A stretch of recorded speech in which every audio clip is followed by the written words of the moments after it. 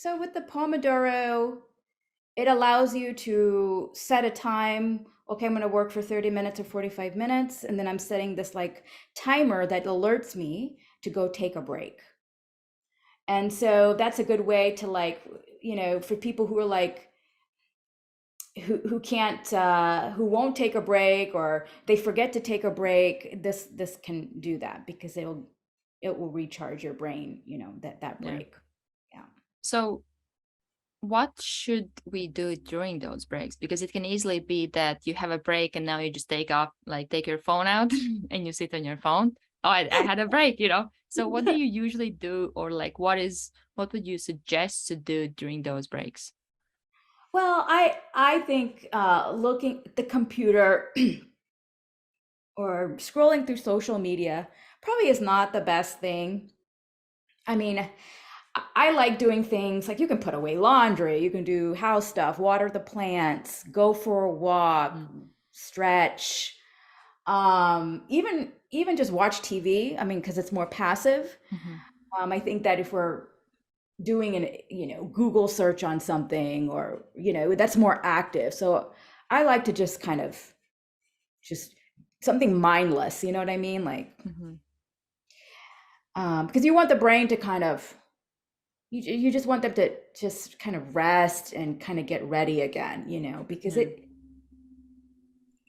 brain is, I mean, we're not a machine, right? So we can't think of ourselves like that, just go, go, go, go, go. And we're not going to operate at the highest level. We're just not. Even Mhm. if you're working, it's going to be slower. It's going to Yeah. be slower. And one thing that I usually try whenever I do those breaks, I probably don't do them as often as I should, but I try to do something that doesn't involve looking at the screen to give some rest to my eyes as well, because they are under a lot of stress throughout the day just to do those small tasks, or just to pretty much like pay attention to whatever is on the screen. So that is something that I, at least even if I just sit and look outside somewhere far away, because I have heard that that can help a bit, even like training your eye muscles, things like that.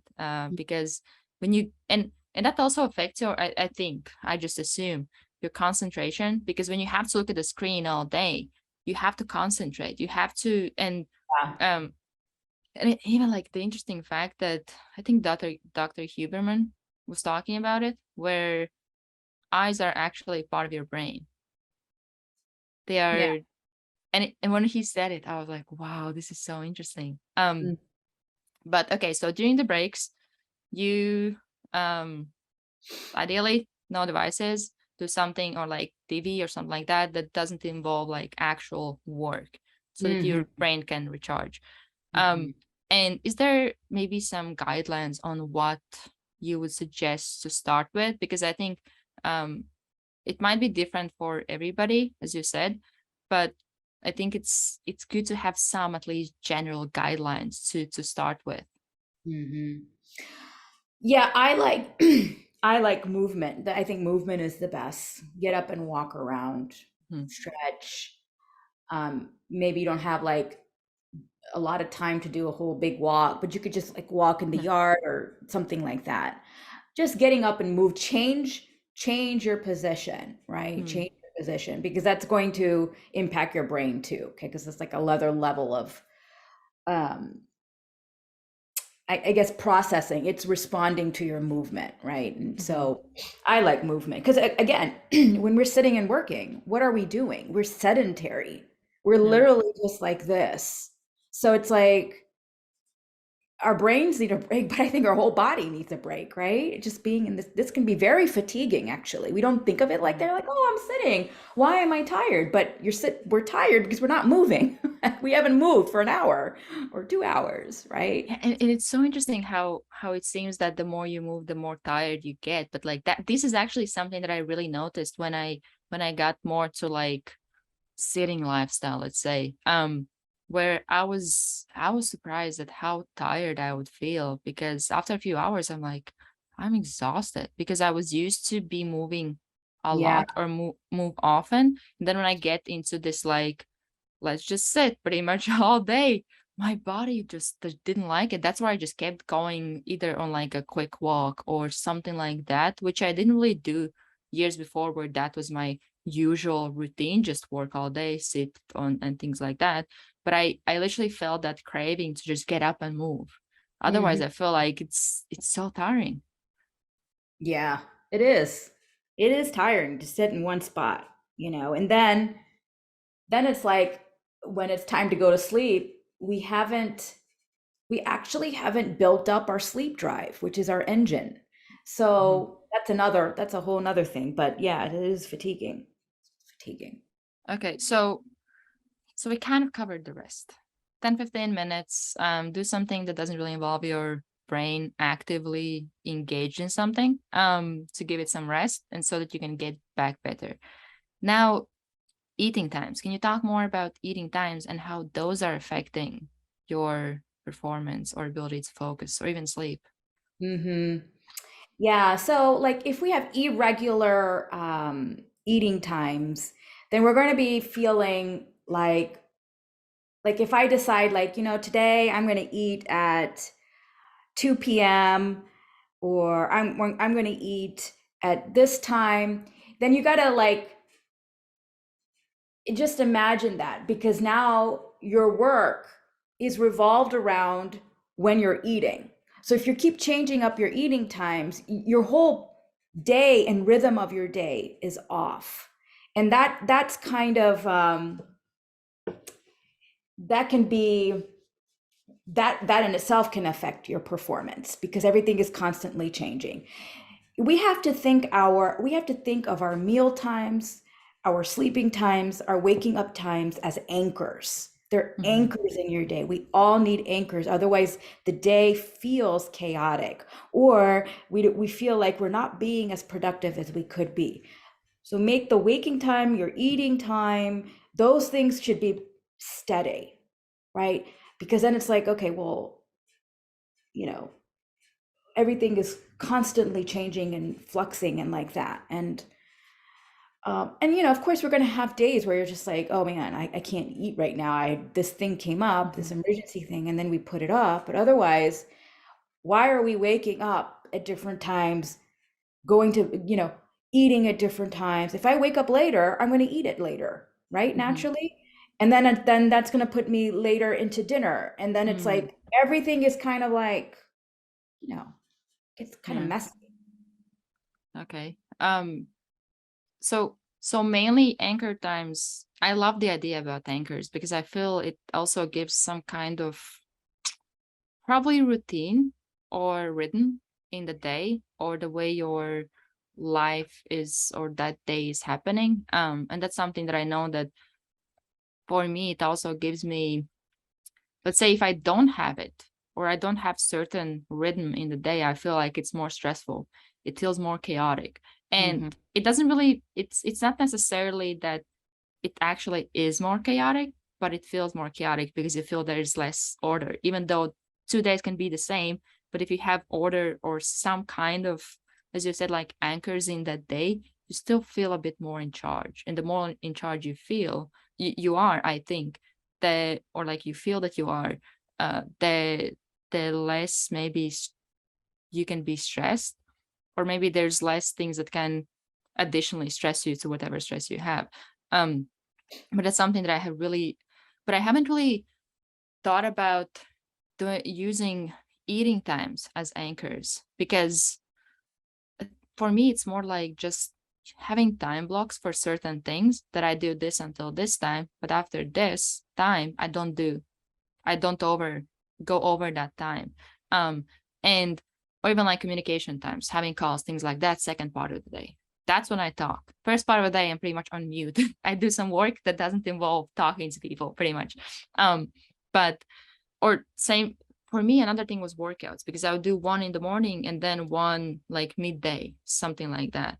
But I love the idea about eating because that's something that we do every day. So it's not hard to anchor them in because you literally do those things every single day. You wake Hmm. up every day, you go to sleep every day, and you eat pretty much every day unless you're fasting. but nobody fasts every single day all week long. So um okay, so and you also mentioned evenings and evening habits, or how Mhm. you finish the day. Let's say, as you said, you just a lot of people just close the laptop, get in bed, and go to sleep, or at least let's say attempt to go to sleep.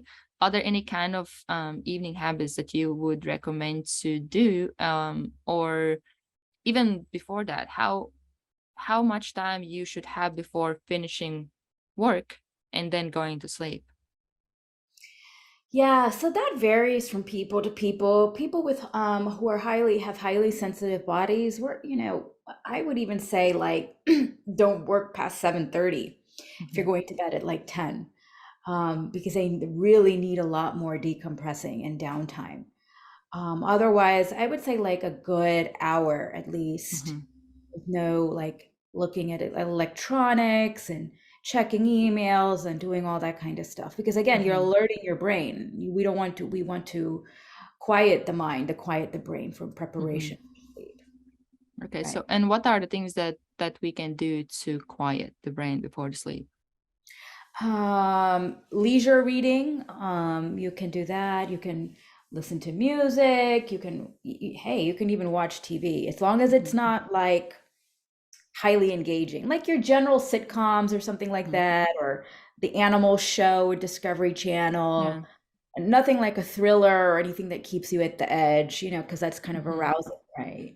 But yeah, TV is good because again, that's more passive, right? You're just in kind yeah. of passive receiving mode. Um, I think or stretching can be a good thing as well, Mhm, especially if you're sitting all day. yeah, stretching, or or even like if you're like into baking and you like to bake things at Mm, night, like in the evening, you could do that. Um, Anything like mm, cleaning up something or organize something. Those mhm, are all great things. yeah. So pretty much like anything but work, really. Anything would work. Not looking at the computer because Yeah, it's not just the work on the computer, but it's also yeah, the lights and that thing coming in. And yeah. I used to wear The blue the light yeah, the glasses. Yeah, glasses, yeah, because the light was so like intense, and that helped me. But still, again, I'm engaging my mind, yeah. so Yeah. I'm working. And it also even be that your body is associating laptop with work. You might not even need to be working, but you associate like it's the same as if you, let's say, if you always work in one place in office. Now every time you sit there, your body thinks it's time to work. So even if you sit there before you go to sleep, it might trigger body to think, oh, it's work time. And that's something that I have seen in myself, is that when I sit in certain, and it's so weird because it is only a place where you sit. But when I sit in one place, I'm doing calls. When I sit in another, I'm doing some other work. And it's really interesting how even your body adapts, or you feel different kind of energy when you do different kind of actions. But Mhm. but that's, again, you have to train your body for that, to for that to happen. And that's where you need, I think, consistency. And I know that for me, laptop, I sort of like associate that with work. So usually in the evenings, I don't really, at least the one that I use for work, I don't use that laptop. If I use for something else, I use different. Um, but even as weird as it sounds, it does help, because it's like your mental association with this, that's work. Something else, that's rest, or whatever I want to do. And it doesn't mean you have to have like two laptops, but the fact that just either don't use a laptop, or you associate, let's say, if you watch some movies on laptop, that, oh, like after this hour, it's only like movie time if I watch anything. And it's really interesting how our bodies like associate things, or how they adapt, or how they change towards like certain things. And even when it comes to sleep, is there any kind of, is there any time that you feel is um, recommended, or good time to go to sleep, or let's say some guidelines coming from an expert? Well, the question then becomes, what time do you want to wake up? Okay. Because that our waking time is the most important to keep consistent. It is the other anchor. In fact, that's the one cardinal rule is keep your rising time the same. Now, what happens though is that sometimes on there's certain days where we just cannot go to sleep at the intended time. Like let's say we want to be sleeping by 11 a.m. Well, then we're like in the morning, we're like, oh, I didn't sleep very well. Let me wake up later. And that's naturally what you're going to want to feel. However, the other side of that is, well, I want to get myself back on track and start falling asleep earlier, 11. That's my thing. That's the designated time. Well, then I need to stay consistent with my waking up time, regardless of when I go to sleep. So the thing is not when do I go to sleep, but when do I wake up? When do I want to wake up? Which will determine when you go to sleep, right? So the other piece of this is there's a myth that all people need 8 hours of sleep, and that is not true. Yeah. The studies have shown that across multiple, cultures or whatever, that what they found was that most people were sleeping right around between 6 hours and 15 minutes and 7 hours, and averaging right around 6.5 hours. So we need to get rid of this thought that, oh, I need to have 8 hours. What we need is higher quality of sleep, even if you're sleeping at 6.5 or 7 hours, right? Yeah. So what are the things that are affecting or determining the sleep quality? Like, is there any specific measures or like what are those things? Well, stress is one of the biggest things, Okay. because mentally we're kind of going and going and going. We won't sleep. Our sleep will be affected. And even if you're not stressed, but you're like awake, you're excited about something. It doesn't have to be anything like quote unquote negative. It can be good stress, like, oh, this thing happened to me today. I'm so excited. I'm just thinking about it. And then you're like, oh, wow, I'm so excited. Yeah. I can't even go to sleep. Yeah. Um, Or you what have will, this thing tomorrow that you're really yeah, excited about. yeah. What will happen to me is like if I'm going somewhere, like on a plane, I would get so excited the night before. I don't sleep because I'm Yeah. so excited. So this is where we have to manage our minds, right? So we can actually sleep. That's one thing. And then if we really want to get into it, also, if our blood sugar is not stabilized and we're eating like this high carb meal at night, and then yeah, we're going to get hungry, right? And then we're going to wake up to eat. Okay, now you just got a disruption there with sleep, right? Because so your meal at night affected your sleep. Does meal during the day also affect it, or it's more towards the meal at night? Well, more meal at night, but if we really want to get specific, then we're looking at, well, what are you eating in the morning? And they recommend like this sort of a more protein-based breakfast, because that's balancing blood sugar. So then a person's less likely to snack, they're less likely to eat the foods that are not good for us, Okay. right? And so now the blood sugar just kind of stays more stabilized, and then it's kind of like, okay, I can now go to sleep, as opposed to it's up and down, and that creates a stress response where the cortisol, right? Cortisol is the stress hormone. It goes up right now. So now you have high cortisol levels at night where it should be down. And now you're like awake, you're alert. And that's because we've been doing this sort of attempt to stabilize the blood sugar, because we didn't start with a blood stabilizing breakfast, right? So Yeah.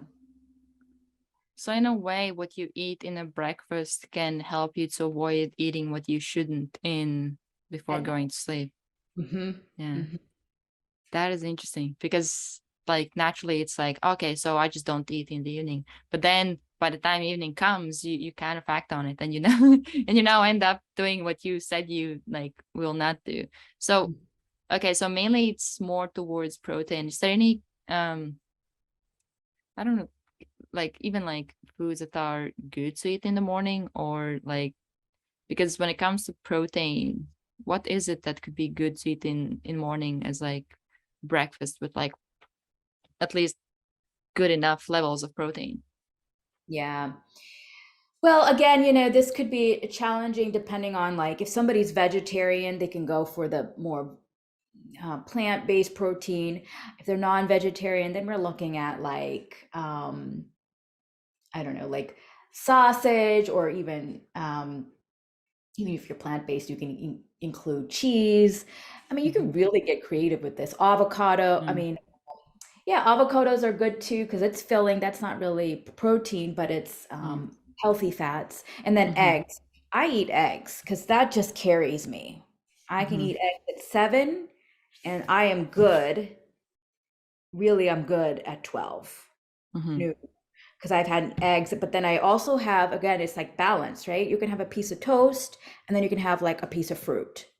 So now you Mm-hmm. got as much as you need because you do need a certain level of carbohydrates, right? It's not like all protein or all carbs. You just kind of balance that out. Mm-hmm. And then see, and then if you get hungry a little bit, you can, again, you could take like a cheese stick, some nuts. That's Mm-hmm. good. That, again, that's more vegetarian based, and that's good. Now you're keeping your blood sugar stabilized, and Yeah. you have energy and fuel to your brain. Mm-hmm.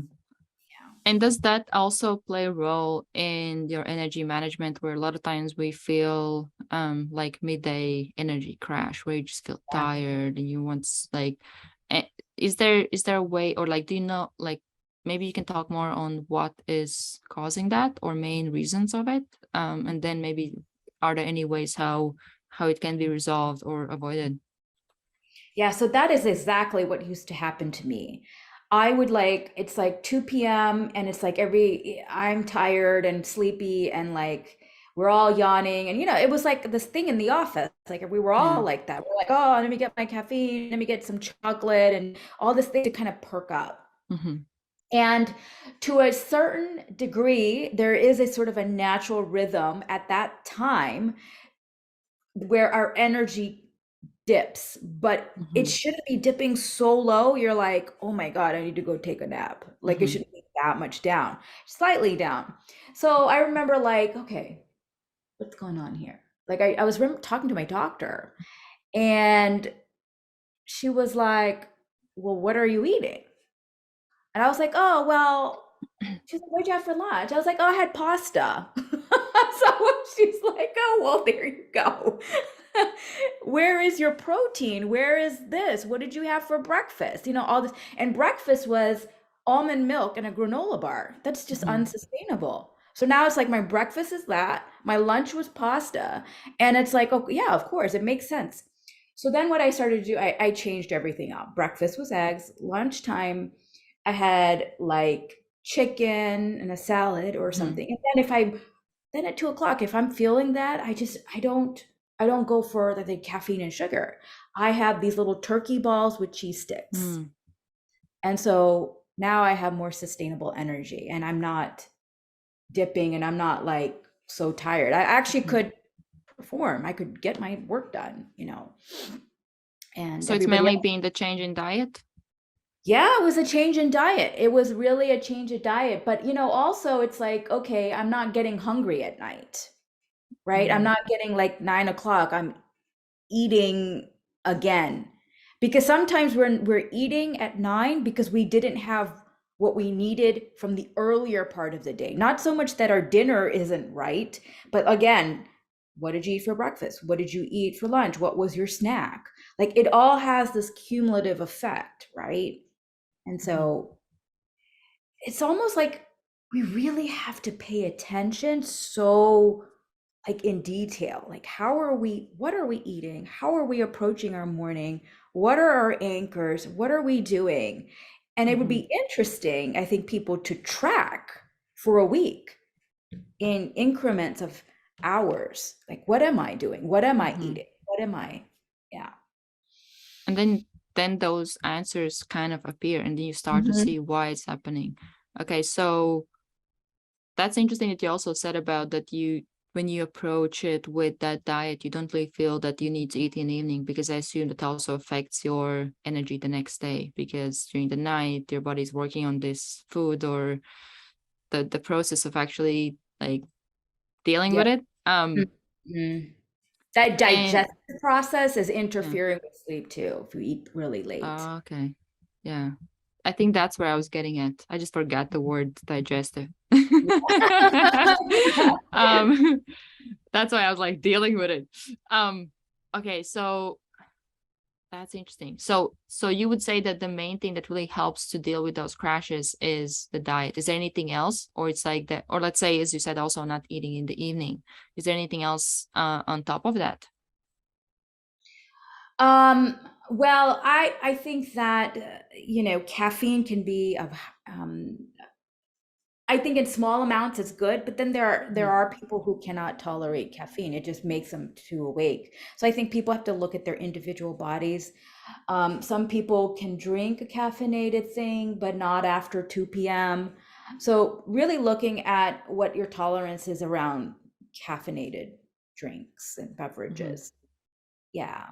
I think that that's the other thing. And then, as we talked earlier, we don't want to crash, or we want to perk up our energy a little bit, do a brisk walk.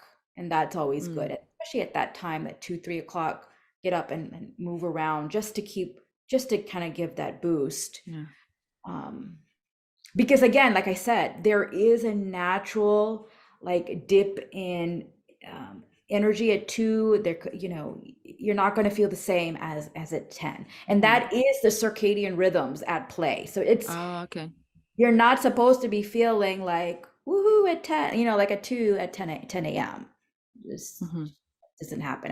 It doesn't matter what your sleep was like, what you ate. It's just that time of day. But we can get it to a level where your performance can still be really, really good at 2. People just Mhm. think that, oh, well, it's after lunch, it's 2 p.m. We're supposed to be like really tired, and that's not true. Mhm. Is there a way how to organize your day around those rhythms in certain tasks that you do at work?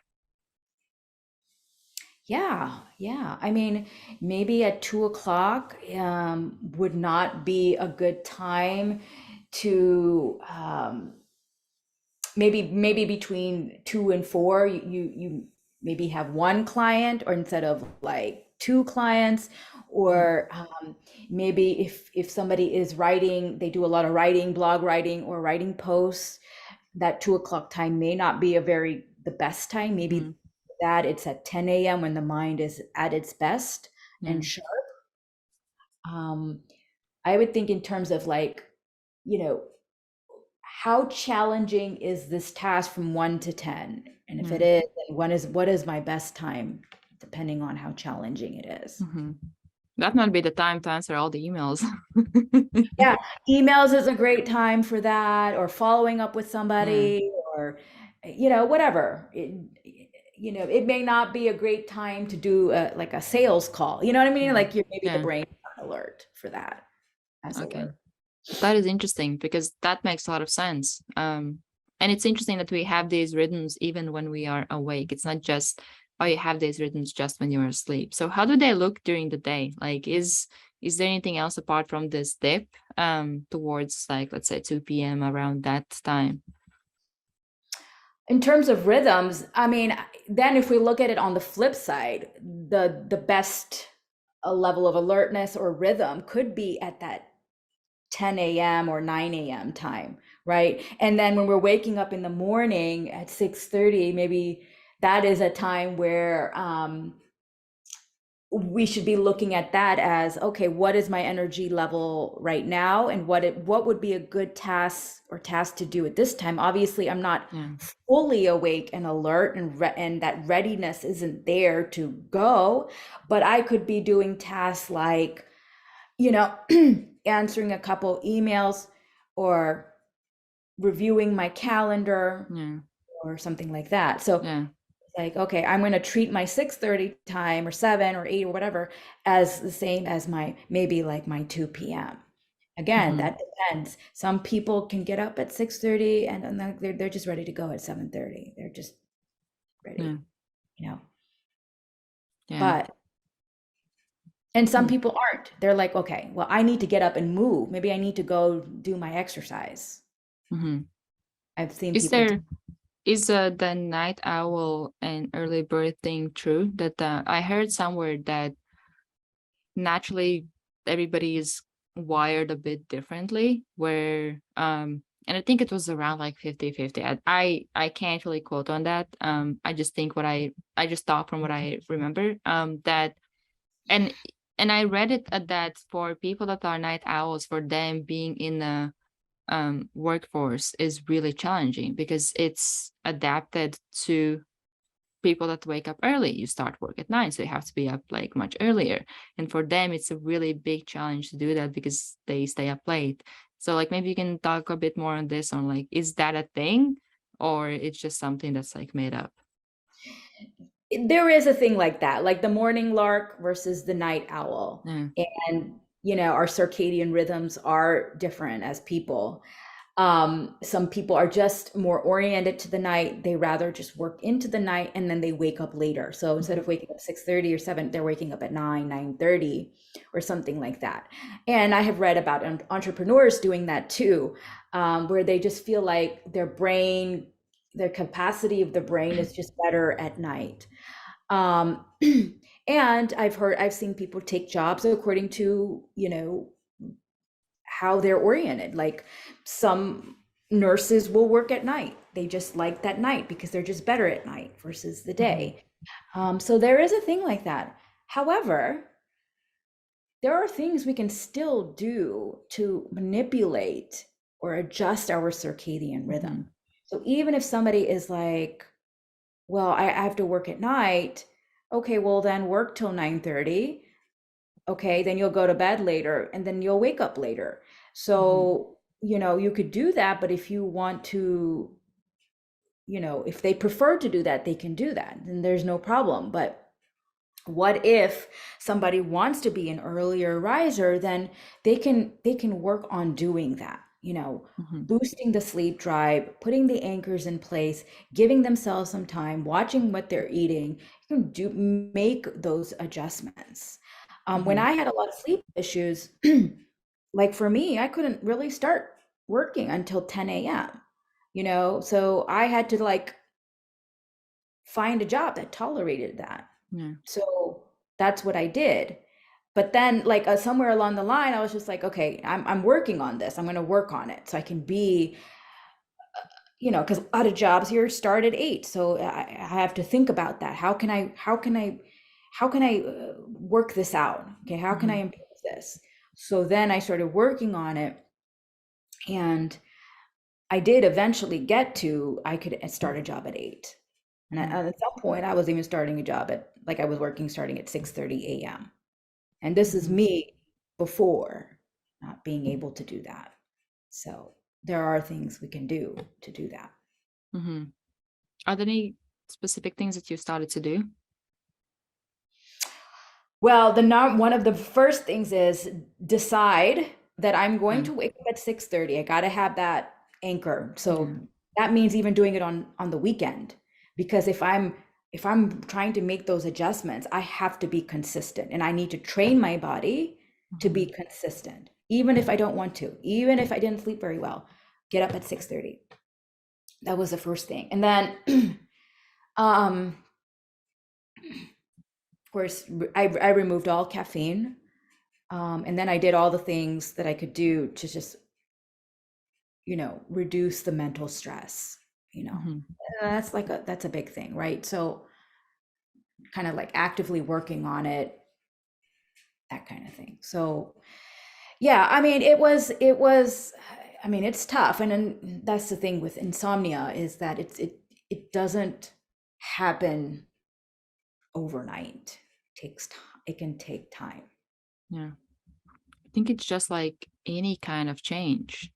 It takes time. It takes those baby steps that you try different things out, or you implement different habits until they become stable. You can't really Mhm. implement like 20 habits at once, because even things that you are mentioning, it's not something that now everybody has to do and go and do everything. Just start with one thing, do it, I- and then over time, when you feel comfortable with that, start to add something else. And I think that's something that we just overcomplicate most of the times when it comes to change, because we want to have change, like drastic change today. And if we don't get it today, like we just think that to get it today, we now have to do everything today. Like all those like 50 things that we need to do, all those like small things or small adjustments. But one thing that I have noticed is that the challenge with that is that you can't really sustain it, because now you get overwhelmed and literally like 2-3 days in, you quit on it. And you're like, it didn't really work for me. It's too hard. But if you start with one thing and then you do it consistently and add something else, it is a process, but at the same time, it's more stable and it's more sustainable, where you actually get, and that's the key, lasting change. It's not a change that you get for like a week or two, but it's actually a change that is lasting. It can stay there for months or years after that. And I wanted to also ask you about how do, well, two things, but for somebody who is working at nights, how do they deal with that? Because I know that for me, because I was staying up until 4 a.m. for 8 months. And for me, it was hard. I was a zombie during the day. I even noticed how that affected my memory, because somebody would tell me something, I was on autopilot. I responded something, then I turned back to go away, and I was like, wait, so what did they say? I didn't even remember what they said. I was affected in so many ways that I never thought that I could be that affected by. It wasn't even lack of sleep, because I slept enough. But it was just the fact that I would go to sleep that late/early. Yeah. And then did you sleep during the day?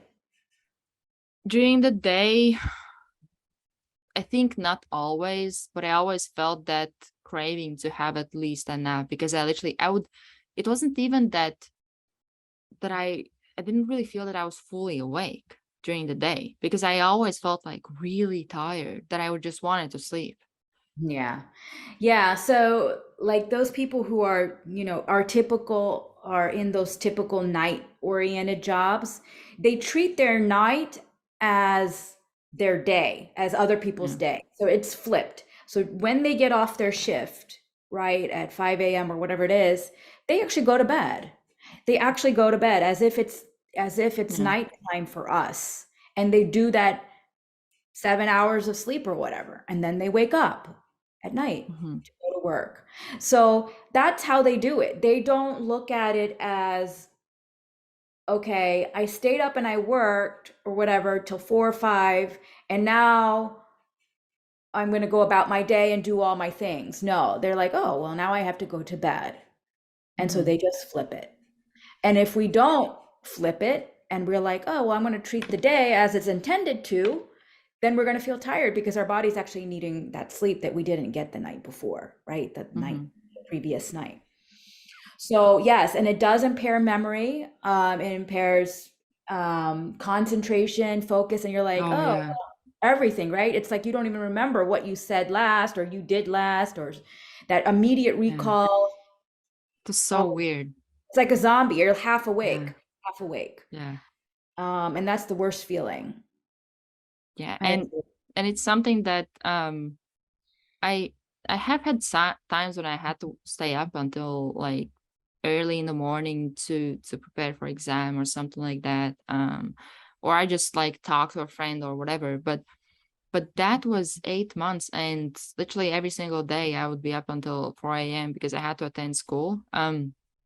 And it was I have never had that kind of experience where I feel like I'm zombie during the day, because usually I'm quite high like energy, or at least I know I can sustain things, but I would feel so tired all the time. I was also training like twice a day, but for me it wasn't unusual thing at the time. It was normal thing. But the fact that it was I think I had always, so my usual rhythm was that I would wake up I would do Mm. my workout, then I would go and do cold plunge. So that was one thing that actually helped me to, I think, get my energy a bit up doing those cold plunges. Um, or at least wake up, because when you jump in a frozen river, you probably will wake up.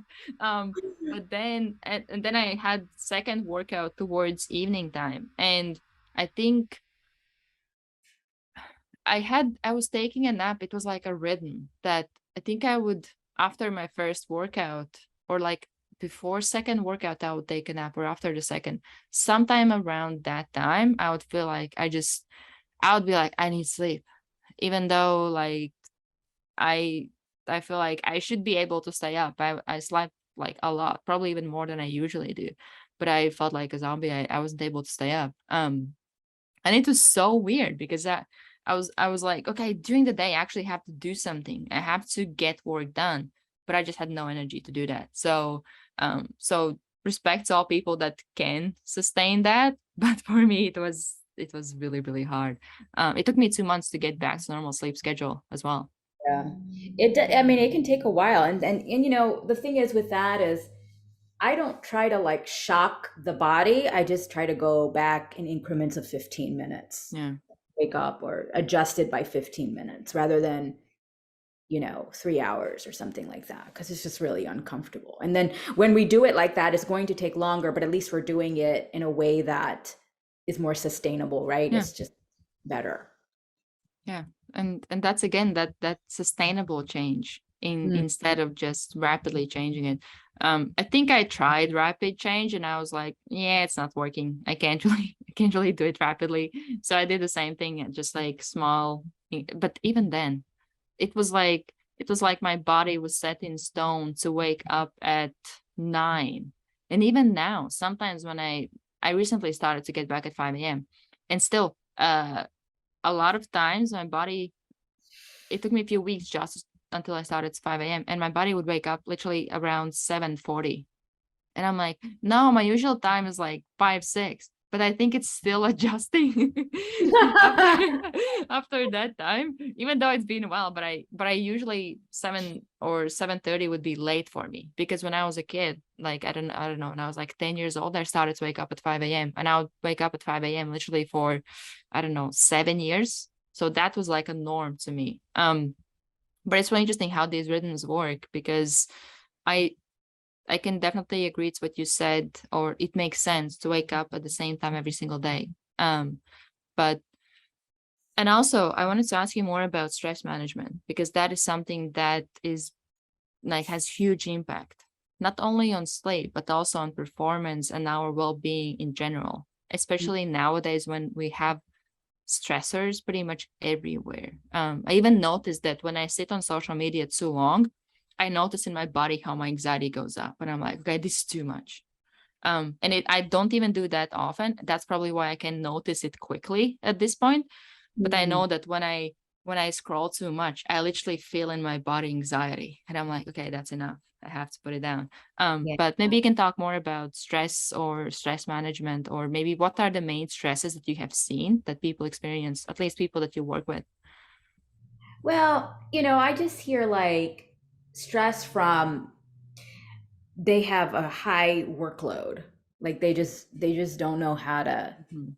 get all the stuff done, and it's like an organizational issue, right? Yeah. It's what do I do? What do I do first? What do I do? You know, like that kind of thing. Mhm. And then there's just stress from like emotional stress. Like, you know, I want to achieve this, but I haven't achieved it. That kind of Mhm. um theme, right? And that creates the stress, like what's going to happen, you know, like Yeah. stress of the unknown, the Yeah. unknown thing, Is it right? the expectations related to expectations that you set on yourself, or that are set on you? Yeah, like they have like expectations, right? But then you know, it could be a realistic expectation. It Yeah. may not be like an unrealistic expectation, but it's like, why have I not achieved? Okay, like why people may ask, why have I not gotten there? Because I see that person doing it. So again, social media has that kind of a Yeah. impact on people. Like, oh, well, she's doing that, but I'm not. And so what's wrong? And then that creates stress, right? It's just Mm-hmm. a stress response. And I think that our perceptions, our attitudes, our beliefs, our all of that comes into play. Like, and so we have to manage those things so that we keep our stress down. I kind of have to Mm-hmm. stay in our own lane. I mean, I have to tell myself that a lot. I'm like, I can't look at that other person and ask why or why not. Yeah. We don't know the whole story anyway. But I think the most important thing is like, if I want my stress to be lower, I have to accept what's happening now, right? I have Yeah. to, like, this is where I'm at. And what are the things I can do? What are the changes I can make, right? I Yeah. think that's, And I think it also, one thing that I have noticed, even in myself, is that when you focus on yourself, not as much. And uh, Jordan Peterson had really good chapter in his book about compare yourself to who you were yesterday, not to who somebody else is today. And I think that's a good summary of what we should focus on is, okay, you might not be where that person is, but you don't really know, as you said, that person's story or how they got there. There can be all kinds of reasons, and it shouldn't even be, it shouldn't even bother you because that's not you. You are you. So, okay, you want to get to this level. They might be already there. They might started years earlier, or they know a quicker way, whatever. If you go to them and ask that, that's a good opportunity to actually learn from them. How did you get here? What did you do so that you can actually learn from them? But if you don't do that step, why should you even bother comparing yourself to them? Because usually when somebody is ahead of you, it means that they probably just know something that you don't, because that's how they got ahead. So all you need to do is figure out what is it that they know and apply that. If you can't figure that out, or you can't approach them or something like that, then there's no reason to compare yourself to them. It's just that they probably are just a few steps ahead of you. That's it. You just have to keep taking those steps, and as long as you take them, you'll get results. But this comparison game, it's so it can literally like make you feel stuck or just paralyze you, where you get so focused on where is this person that now you don't really focus as much on the action steps that you need to take to get ahead. Um, yeah. are there any things that you have noticed that helps to stop this comparison or this pattern of comparing yourself to others? Yeah, I mean, because of the comparing thing, that it really does suck I mean, it sucks energy. It Yeah. really does. It sucks energy. What I do is kind of what you said when you quoted Jordan Peterson. I actually just start writing down or make a mental note of all the things that I have achieved in the past six Oh months, yeah. a year. Look, I checked and I'm just making check marks. Look at all this stuff. Look at all the stuff that I learned. Look at all the stuff I did that I didn't think I Mm, could do. Like those are my achievements, mm, and we got to reframe what is achievement. Sometimes we think like, oh, the achievement is the ultimate end goal, yeah. right? And it is, but we've had so many achievements along the way. Like we have to recognize that, because that kind of gives us that confidence and Yeah.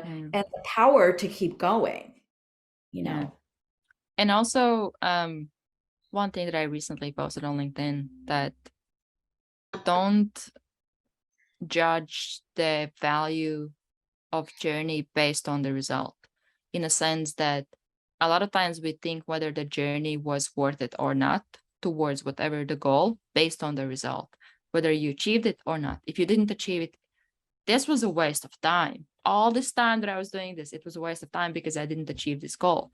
but but we don't really see how much we get from that journey. How much have we grown as people? How many things have we learned, either as as a skill or something about ourselves, that we can now take with us when we either attempt again or we go towards a different goal. And I think it's something that I have seen with so many people and people that I work with, that focus on the result, that we are so focused on the result that we forget what actually gets us to that result, which is what we do today. And that Mhm. is something that so many times, which is another thing that I wanted to talk to you about, the procrastination that causes us to procrastinate, because now you feel that, oh my gosh, I have to get all this done just to get to this goal, or it feels so far that you now start to think how much work it will take to get there, that you now keep postponing these things, where you a lot of times don't end up even doing them or starting them. You literally take yourself out of the game before starting the game. um, and maybe you can talk more on like what are some things that you have seen that are maybe causing the procrastination, or what is getting in a way of taking action or doing things that we should do. Mhm. Yeah, so this is one of my modules in my program is procrastination because it's such a big one. There's an interesting thing about procrastination. There are different reasons underlying procrastination. So one person can procrastinate, the other person can procrastinate, but they can have Mhm. two different reasons. But one of the things that I see with procrastination is um, there is that you know there's an inner critic that we all kind of have inside of us that's kind of saying, well, this isn't working. This is not enough. That's not going to work. You need to think about something else, da da da da da. Okay. Mhm. And so then what happens is those kinds of thoughts um, create certain kinds of feelings also. I mean, it's a feeling Yeah. as well. And then that person will then put things off. Okay. Mhm. Because they have a that they're hearing that it's not going to Yeah. work. So it's And like a so, doubt that they have. yes, it's a doubt, it's a fear Fear. of Yeah. fear that it's not going to work, so better not try to do it because it may not work. Mhm. And then sometimes people have the opposite. They're like, well, like what if it well, like what if it works and then what do I do? Yeah. You know, Fear so of success. the fear of success, and Yeah. that's hard to catch. That is a hard one to catch. Mhm. People don't notice that right away because sometimes that's not fear of failure. It really is a fear of success. And then the other thing I see is when people procrastinate, they are procrastinating because they're tired. They're like mentally tired. They're just like, I Mm. can't do that. Yeah. It's too much. I'm just too, don't Yeah. have the energy level to do it. Or they find the task boring. That's another thing, boring. I don't like to do that task, so I'm not going to do it. As Mm. opposed to finding a solution around that, which could be, it could be outsourcing it if that's a Mhm. possibility. So, there's so many things like when it comes to our energy, if we're procrastinating and we're tired, then we really have to like look at our energy. Like Yeah. we may find the task okay and actually like the task, but if we don't have the energy level, then we're going to put it off too. So procrastination is a huge thing. It's a huge thing. Or even I was wondering as you were talking about um fear and doubt and procrastination, what role does the confidence play in procrastination? Because let's say if we talk about fear of failure, because that is more towards doubt. Mm-hmm. Doubt is more related to maybe you not believing in yourself or not having as much confidence. And then I'm thinking if that's a possibility, that if you have more confidence in yourself and your abilities, you might procrastinate less. Yeah. Yeah. So the thing is, for me, the way I look at it is like, I don't, if I'm feeling doubtful, I don't try to force myself to feel confident, like by saying, okay, Yeah. I'm confident. Yeah. You can't really I, force it, I think. you can't. I mean, we can do affirmations all day long, but if you Yeah. don't feel that, you don't feel it, right? So the entry point into feeling more confident is not confidence, it's doubt. Exactly. We have to work with the doubt. And that's where the transformation happens. And we actually have to not make ourselves be wrong around the doubt because the doubt is there for certain purpose or Yeah. certain reason. It may be the reason may not be logical per se, but it's there. And so we have to address the doubt by not criticizing ourselves or Yeah. scolding ourselves, but like, okay, why am I feeling doubtful? Like, what are the Yeah. things? In other words, coming into relationship with doubt or Hmm. fear, right? To move through it to get to over here, which is Yeah. the authentic Yeah. confidence. Or even like I think not associating fear or doubt as something that shouldn't be there, because I think that's something that and I think I read some of your posts where you were talking also about negative emotions, where these are emotions that we kind of want to get rid of, but at the same time they are just part of equation, part of you leveling up, in a sense that usually I tell people that about things that I find hard or challenging, it's hard until it isn't. So now, if you have some fear or doubt, let's say if you do something for the first time, obviously you will have fear or doubt because you can't really predict what can potentially happen. So now you have this fear of all these possibilities of what can go wrong or what can not happen the way you would want to or should happen. That makes sense. And obviously you have reason to have doubt, but at the same time, you might even associate that fear and doubt with you getting to the next level, you stretching your comfort zone. So now it actually is exciting to feel those emotions because you know that I'm leveling up. This is where I actually get better, where I start to step into the next level. And you will feel those emotions as long until you don't feel them. If you do this thing over and over and over again, you will become comfortable with that. So now this will be your new comfort zone until you get to the next fear, doubt, and things like that. But I think you might even talk more on this, how or why people associate these. I don't even want to call them negative emotions, but let's say these emotions with something negative or something that they want to avoid or do their best not to feel them or quickly shift to more positive emotions. Like, why do they do that? Yeah, because they view it as undesirable, and that they view it as that this is coming in my way. It's like blocking me. And when we start to view it in a different light, like they're actually trying to help you get to the next level, as you Yeah. said, that's a good sign. But if we look at it like, oh wow, okay, now I just need to start feeling positive and just Yeah. avoid this feeling, nothing is going to happen. We're not gonna get traction that way. Hmm. If we want to really get traction, we actually have to go befriend this doubt Yeah. and fear, right? You have to actually become Yeah. friends. It is part of you. It is Oh, I trying to, love it. Befriend yeah, them. Yeah. yeah. I mean, we can call this, some people, Carl Jung would Yeah. say these are your shadow parts, but your shadow parts have a lot of power there. So Oh, why yeah. not, why not access this hidden power? You're just denying it. You're only using half of your power. Go use the full range here, right? Yeah. So, but people don't know that. They're just like, I got to move out of this really quick and just start thinking Yeah. positive, and it's going to come out Yeah. sideways. It does. If we don't address it, we will sabotage ourselves. We will over and over again. Yeah. So how do you befriend them? How do you become friends with those emotions?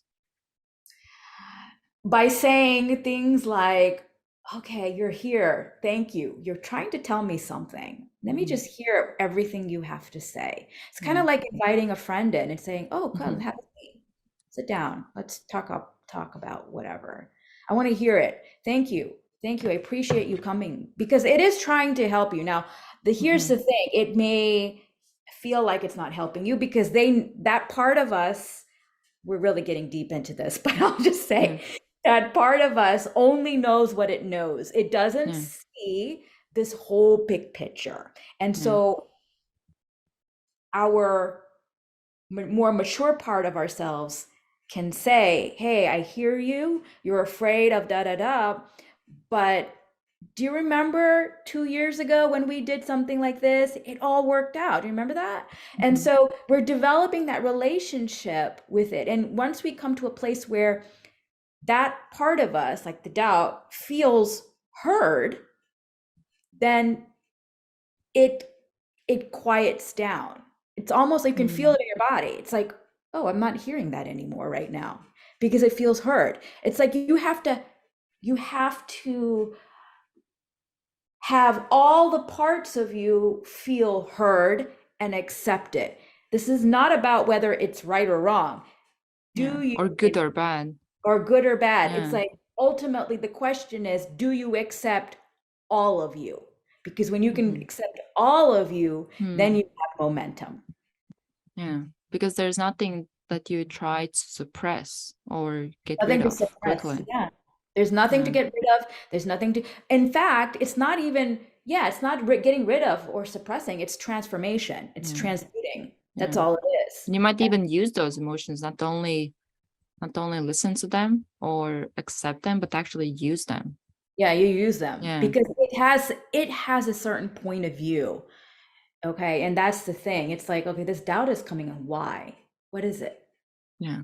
Trying to tell me something. Maybe I need to take a different step, or maybe I need to have a conversation. Maybe this is about reassuring myself. Maybe it's about taking a different step. Maybe it's about reaching out to somebody else.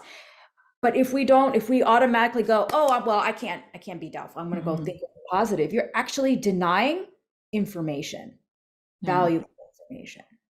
So And a in lot this, of times, yeah, go Mhm. ahead. No, I was just, yeah. I think a lot of times, even when we feel fear or negative emotions, that at this point I describe it as a present. With that information that comes with it, you have Mhm. this present that you open. But most of the time, these presents, they're not really that pretty. They are not something that you actually want to see. And a lot of times we actually know what's in that present, but we don't want to see it. I usually describe it as so let's say when you have somebody come over and you quickly have to clean your house, there's one room where you put everything. Nobody goes in that room. You just Yeah, put that's true. everything there. Everything is there. You turn the light off. Nobody goes in that room. And I think we all have this kind of room in our minds where we put everything aside, and we don't really want to go there. We don't really want to turn the light on to actually see that. And I think that's where we avoid these things. And these small presence of certain moments when you see these certain emotions, those are things that you actually have in that room. That something, let's say something pops up and you're like, okay, so this is a present that I can actually open up and look at what's in there. Mhm. And now you have this new project of something to work on yourself instead of, and I think you can approach it that way because then it's more even exciting instead of, oh my gosh, I have so much to work on myself. I have to do this, I have to do that. It starts to feel overwhelming.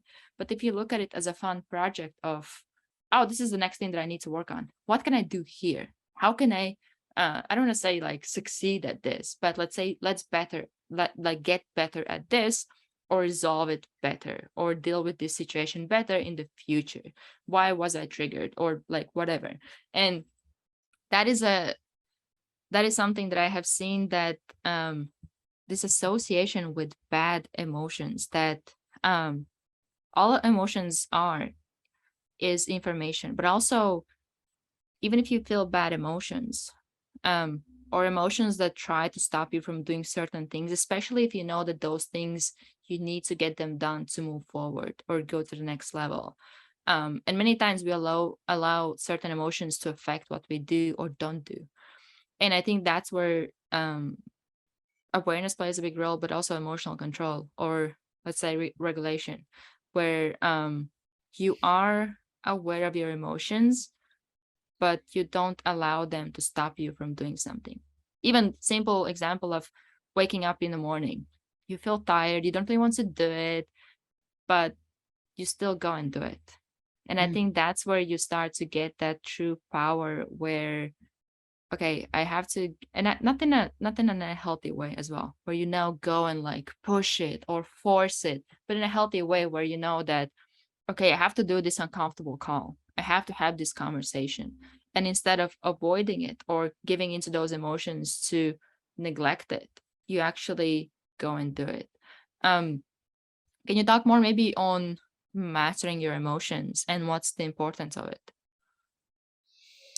Yeah, so mastering emotions, it's like, like we were talking when the doubt or the fear, when we're in relationship with those emotions and when we can actually feel the emotion, accept emotion, learn Hmm. whatever it's trying to tell Yeah. us, and then not allow whatever residual fear that we may have, not allow that to dictate the next steps Hmm. that we know are the right steps. Yeah. Even if fear is there, it's like, okay, I hear you, fear, and I'm glad you're telling me because I know you're trying to keep me Hmm. safe. And at the same time, I know this is the right step because Yeah. it's going to work. I mean, it's going to work because of da da da. So let's go do it. And then, coming to a place where you just kind of say, great, you're here, fear, but you know what? We can still take the step even with the Hmm. fear, Yeah. right? So you can actually, like, those two things can coexist, fear Yeah. and action, right? Yeah. Yeah.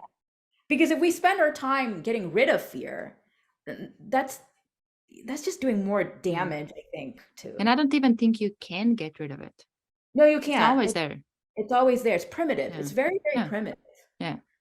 It So has all to of be those, there. yeah, We need yeah. it.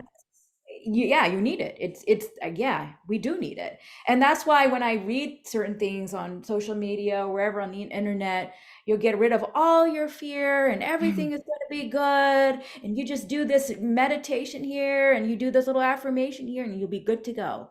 And you have to get down to the cellular level. Yeah. Great. Your fear's still not going to go away. Just letting you know. It's going to lessen, but it's Yeah. always there.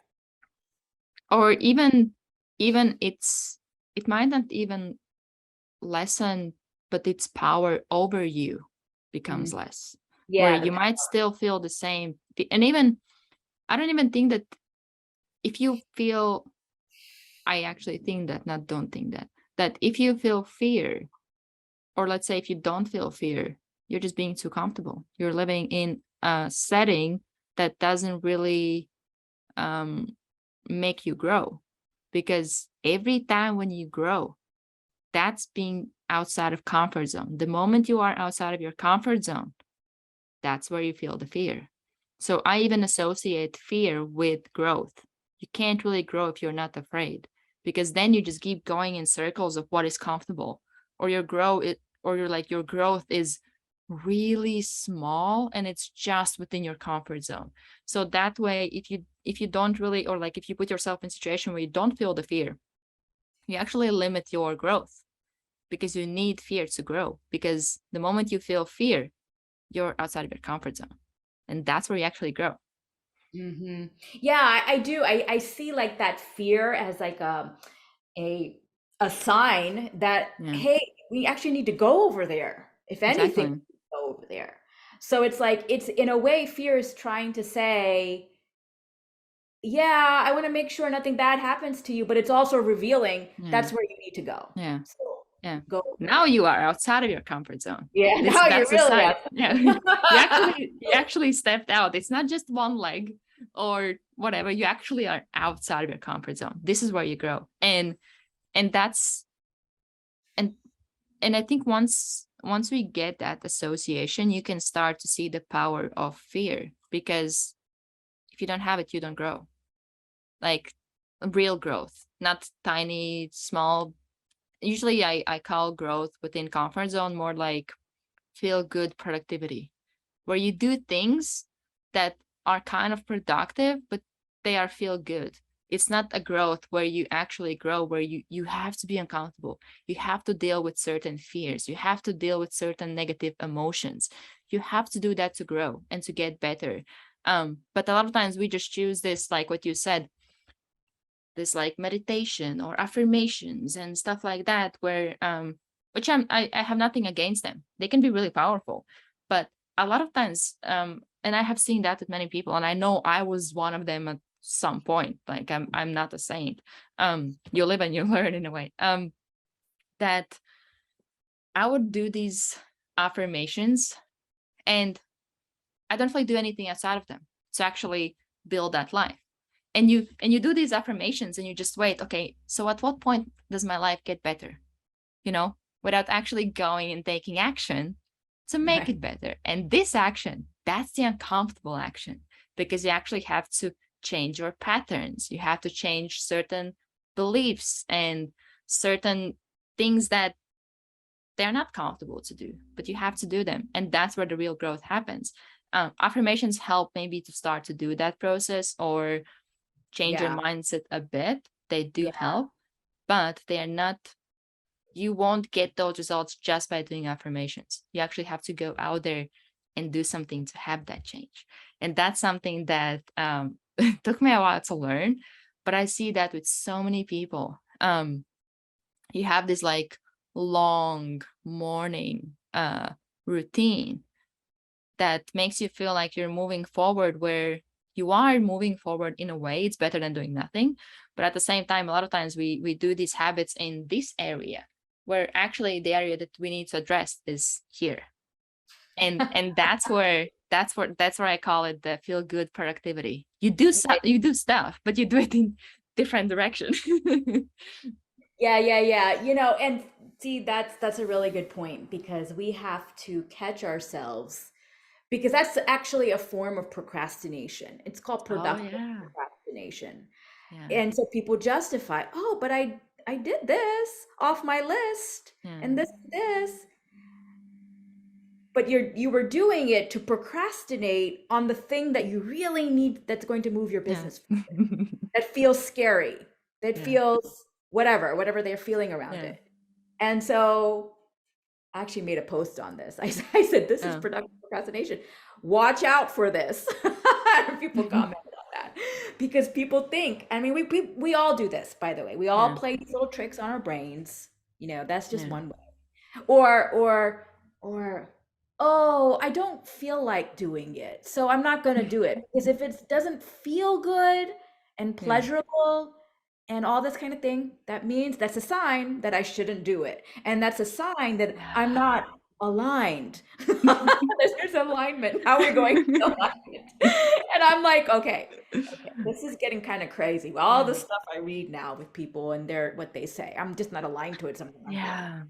And I think there's a good point there, but I think it's taken too much to an extreme in the wrong direction, where, let's say, when it comes to alignment, yes, you want to do something that feels that, let's say, that's your thing, it makes sense. But even when you do something that's your thing, let's say you build some kind of business, I don't know, for example, like coaching business, there's a lot of things you have to do in that business that you will not want to do. Or there will be days when you have to do something that you don't want to do. Maybe you didn't want to show up to the calls today because you had a bad sleep or something like that. You don't want to do that, but you have to do it. And I think that's where it's something that, and I also wrote down boring tasks, because that's something that I have seen so much. When it comes to mastery, most of the times, beginning is amazing. You learn a new skill, you develop it. It's so interesting because you keep learning something new every single day. But then at some point, you get bored of these tasks that you have to do every day to build up these basics. Oh, I Yeah. have to do this again, this again. It's like it's getting boring. It's every single day, Right. but that's where you build that mastery, repetition, boring Mm. repetition, seemingly boring. And that's where a lot of times people, I think, give up on certain tasks, and they now go and look for the next exciting project or next exciting thing to do that they can start off. But by going this way, you never really achieve real mastery, because you just look for the next exciting thing, next thing that's let's say, as you said, in alignment with yourself, or you feel like you want to do this. But if you rely on the way you feel, you probably won't really get too far, because it's the same as people waiting to feel motivated to do something. You don't feel motivated. You can't really rely on motivation. It comes and goes. But you can rely on discipline. That's where you actually get things done. And it's the same with feeling certain way. Oh, I don't feel like doing it today. Well, I don't feel like doing it today either, but here I am doing this or that. You don't have to feel like doing it every day. And I think that's where that's where emotional mastery comes in place, because you are able to recognize that I don't even want to use the word it's not in alignment with me, because I think that mentality is a bit too too off. Um, but you just don't feel like doing it today. I don't want to do it, but you still go and do it in a way that those emotions don't really stop you. You're like, okay, I don't feel like getting up today, but I'll get up anyways. And I think that's where you start to play that game, and that's where you get towards mastery, because you will have to do those boring tasks. Like, and that's why you want to love what you do, because you will have to go through that period of pure boredom. Just the same thing every single day, even like reading some like research papers or stuff like that, or even like in basketball, let's say, do the same shots every single day for years, decades. But that's how you become the best. The boring Yeah, tasks. I mean, that's what I mean, that the mastery comes from Yeah. the boringness. But see, people don't, they can't always see that. What they see is somebody's ultimate result, like on social media Yep. or where on TV. They're like, oh, look at that. That's amazing. Yeah. I want to do that. And then they think that they're just going to get there just in Yeah. one step. And Especially nobody, when you see those successes that are like, oh, I did this in a year, yeah, things like that. not a year. Or I quantum leap to something. I'm like, there's no Yeah. quantum leaping. There's no leaping. If you look at athletes, they're not leaping either. They're Yeah. taking lots of micro steps. I actually wrote a Exactly. post on this. Hmm. Or, oh yeah, I did it in a year. Okay, but see, what were you doing 10 years prior to that? You were in a job that helped you develop some kind of skill set. Maybe it was Hmm. marketing, maybe it was this that's helping your business today. Yeah. Or maybe you were up against some challenges, personal challenges, and that taught you resiliency. And now you're Yeah. in your business and you can maintain a certain level of resiliency.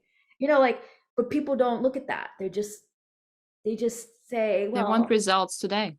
yeah, today Yeah. doesn't work. So what's the role of patience in this? Yeah, extreme, extreme patience. When we think we have patience, we need to tack on more, like 30, Mm. 40% more. Don't, like, I would say, don't even think that we should think we're patient. We should need to be growing and building the muscle of patience. Yeah. And sometimes what happens is that our tolerance level, our frustration tolerance, this is on the flip side, is Hmm. low. We need to increase our frustration tolerance, meaning, okay, Oh. well, that thing didn't work and that launch didn't work and this talk didn't go well. How am I how am I going to respond to that? Am I going to get frustrated easily, or am I going to raise that tolerance higher? Hmm. Where you can say, really, this is like really working with the mind. Be like, okay, I didn't get any kind of result from that, but I learned how to give a talk. I learned how Yeah. to write a better post, or this is all practice. It's all Yeah. practice. I'm flexing these muscles, you know, Yeah. It's all part of the game, really. it's all part of the It's game. and and I think that's where in any fail, I don't really want to call it fail, but let's say most people call it fail. Any fail that happens to you, you can always find something exciting, Mm, something that you can learn, and a lesson that you can take with yourself moving forward. And it's something, even when it comes to patience, there was really good way how success was described, the ability to keep failing without losing enthusiasm. yeah. That you go ahead, you fail, but you don't really lose enthusiasm the further you go, because the further you go, the more you fail. You can't avoid failing. It's just part of life. It will happen. But the further you go, and even more excited you get. Oh, I failed again. Not in a way that you actually seek failing. Not where you actually seek it, but like you're not, let's say it that way, that you're not surprised when it happens. You Mm, you kind of expect it, or you know that it's part of the game. You will fail. It's inevitable. But I think many times people start these things that they have this expectation that it will be success from day one. And when they don't meet that expectation, which by itself is not that realistic, it's hopeful, but it's not really that realistic. And when they fail, they're like, oh, this is not for me, or I am this or that. And it's like, no, it's life. you did it once. It's how do you how do you even can have that expectation for that to be success if you did it once? It's and a lot of times I think when we start to look at the way we think from the side, we're like, okay, yeah, it doesn't really make sense. Like, why do I want to have success day one? Like, it's not possible. There are people who spend years until they become successful. And only then you see them appear, being like, oh, I got this and that. And actually, it took a bit more than that. It took like, I think it's I think it was around something that for average successful person they have like 4 failures and like major failures and 7 major successes, something like that. That you can't really have success without failing. It's and I think that once you accept that or see that as a reality, you can't really escape it. Then the journey becomes much easier because you're not surprised. Oh, it's just another one. It's just another failure on the journey. It's Mhm. like pretty much like having meals. Oh, it's just like another dessert, let's say. um, because it's just part of the game. And I know that for me it was a big learning lesson because before certain failures, I would see them as a sign to stop because you failed and you failed for a reason, obviously. There's a reason why you failed.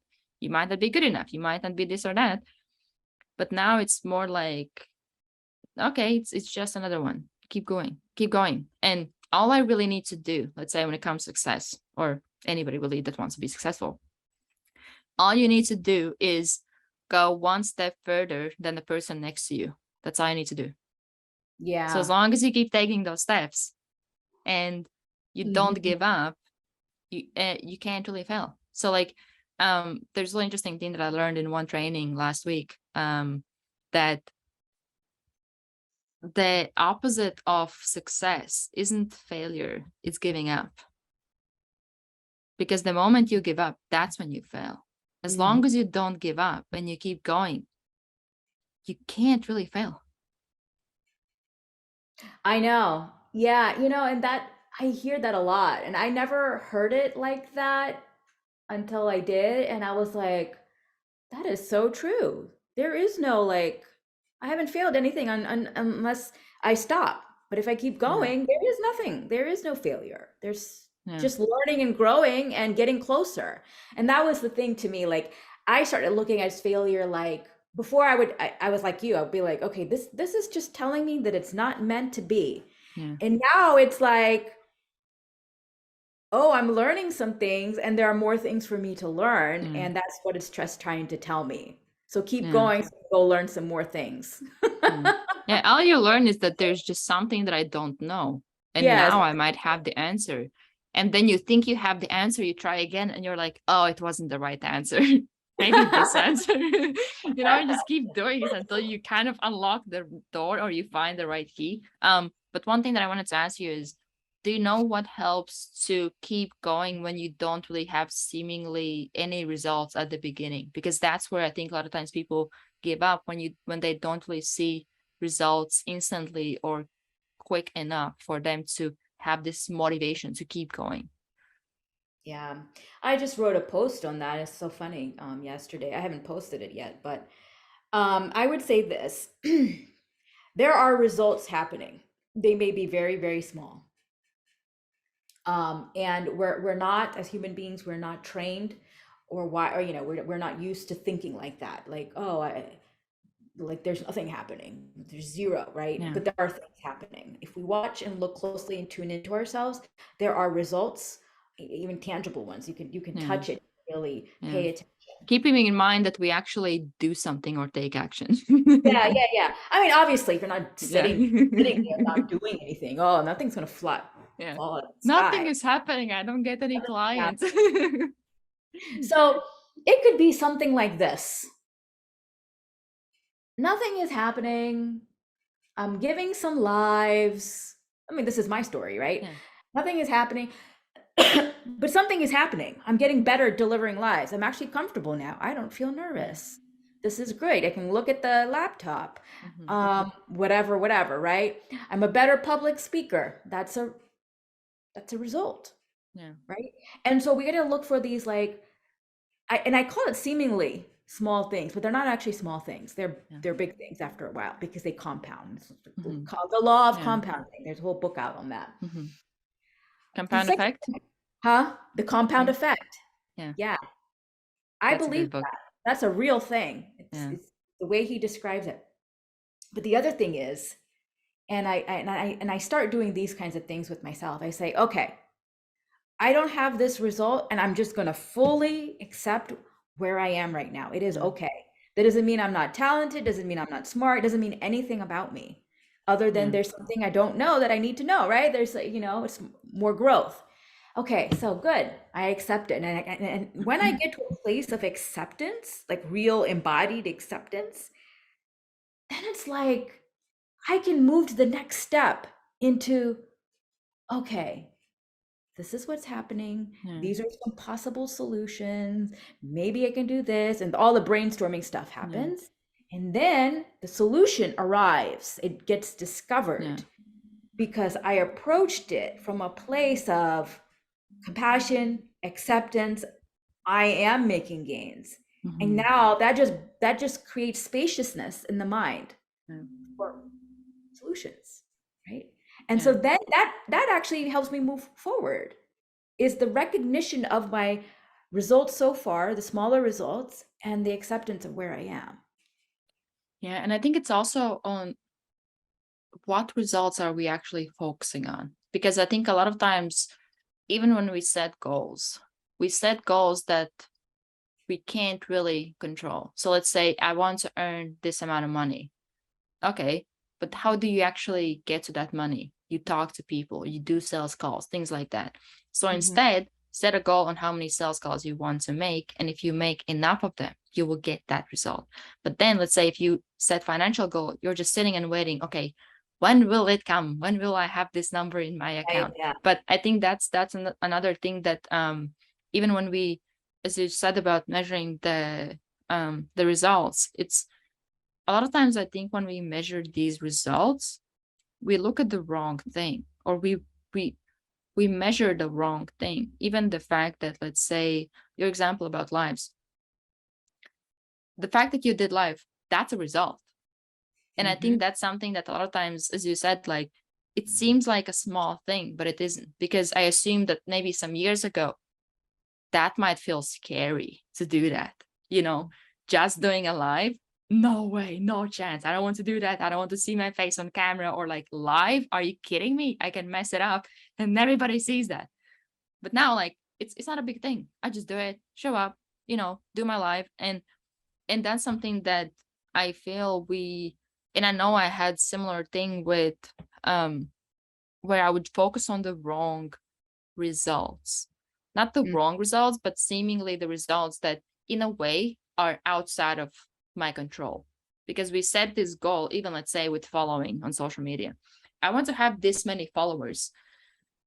Yeah. Okay, how do you get them? You get them by posting engagement. So instead, set a goal on this, because this is something you can actually control. And that thing that you can control, that is the one that will determine the results.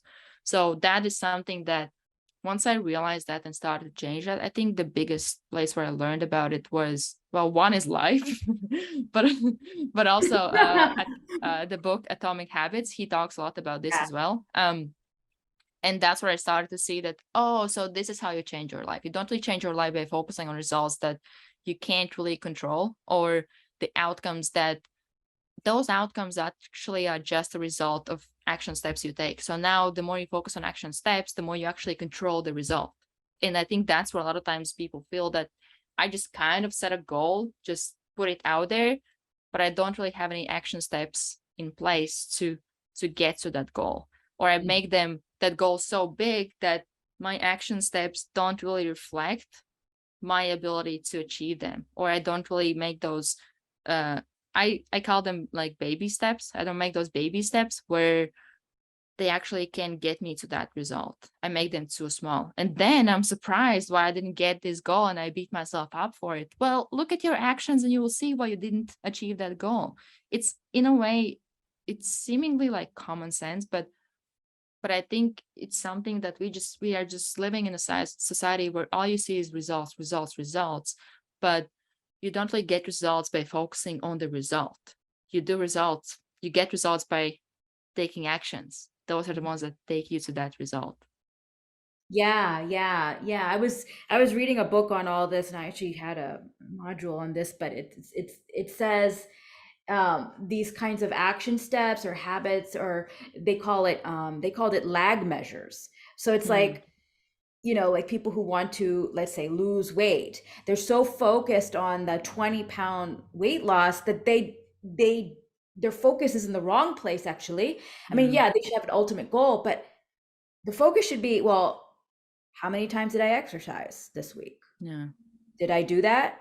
Did I take that action? Did I eat the yeah, thing that I said I was going to eat? Those things, that's what we need to be measuring, because yeah, that's what gets you to the result, right? yeah.